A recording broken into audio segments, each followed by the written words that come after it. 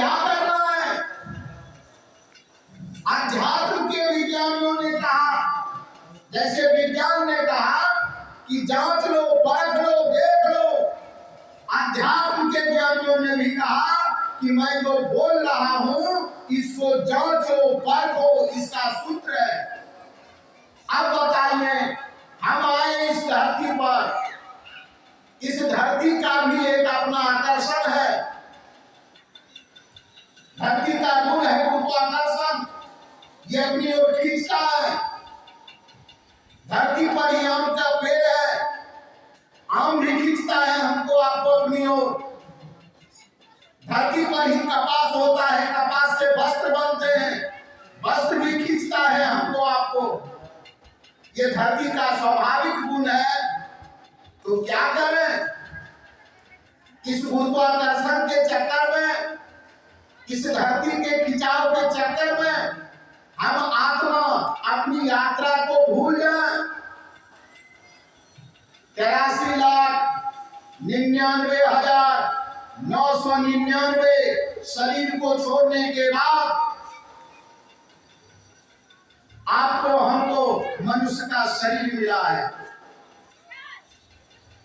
और यह शरीर इसलिए मिला है कि धरती का सारा सुख भोग को हम लोग भोगते हुए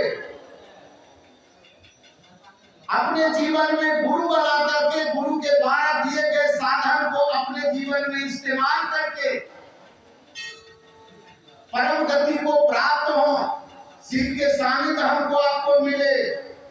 इसके लिए जरूरत एक गुरु की होती है। अध्यात्म के ज्ञानियों ने कहा है कि जीवन में कुछ करिए अथवा नहीं करिए, कुछ करिए अथवा नहीं करिए जीवन में, लेकिन एक आध्यात्मिक गुरु जरूर वर्ण करिए। हमको आपको एक गुरु की अनिवार्यता है। अब जब हम चले गए गुरु करने के लिए, प्राचीन काल में ऐसी व्यवस्था या ऐसी जरूरत नहीं आई होगी, लेकिन सन 1980 के दशक में जब वरेण्य गुरु भ्राता कई गुरु के सानिध्य में गए और उनको जब मनचाहा परिणाम नहीं मिला, तो हताश मनोदशा में,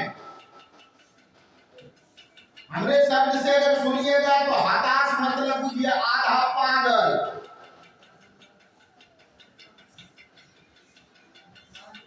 हमरा समझ में हमर शब्द हमर है।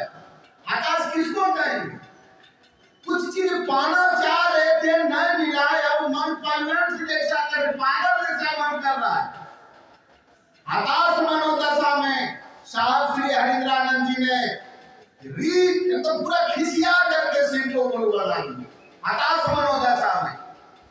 और किसी को नहीं बोले, आप हम तो निकले हैं बोलने के लिए, भैया थोड़ा सा यकीन लगाइए, भैया का दरबार है, थोड़ा सा यकीन लगाइए।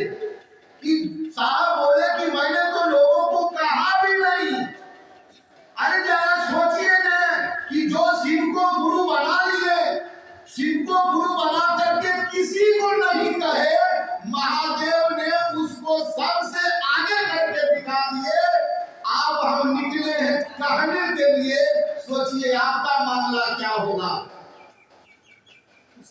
सोच करके देखिए क्या मामला होगा आपका। आपके जैसे लोगों का मुंह देख करके हम शिव चर्चा में जिंदा है। ऐसा सबसे ज्यादा किस्मत अगर खराब है भाई बहन किसी का, 84 लाख जीव है, 21 लाख अंडर, 21 लाख पिंडर, 21 लाख उष्मज, 21 लाख अंकुर। इस सब में से अगर सबसे ज्यादा किसी का किस्मत खराब है तो वो है सांप। निवेदन का समय तो हो गया है। सांप का देखिए मामला, गांव में कुत्ता घूमता रहता है, गांव वाले को फर्क नहीं पड़ता। गांव में सुअर घूमता है, गांव वाले को फर्क नहीं पड़ता। गांव में गधा घूमता है, गाय है ढूंढता है, उसको फर्क नहीं पड़ता है।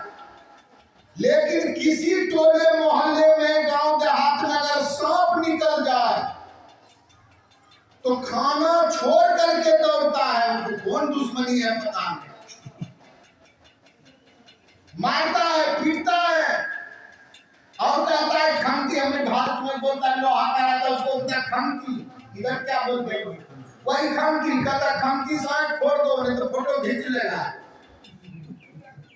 समझिए जरा, मार दिया, कुछ दिया उसको।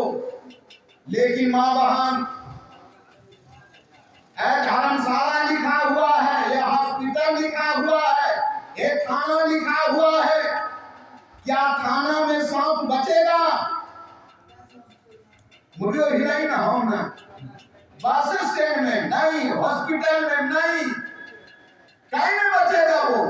लेकिन वो सांप अगर गलती से शिवाला में घुस गया, जानबूझ के ना दया मांगते हुए ना नमः शिवाय करते हुए, गलती से घुस गया, उसको एड्रेस पता कुछ मालूम नहीं, गलती से घुस गया।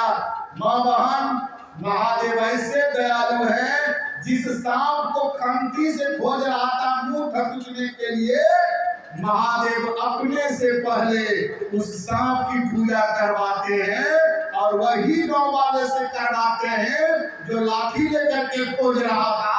और वही सांप शिवाला में चला गया तो वही गांव वाला दूध लेकर पहुंचेगा।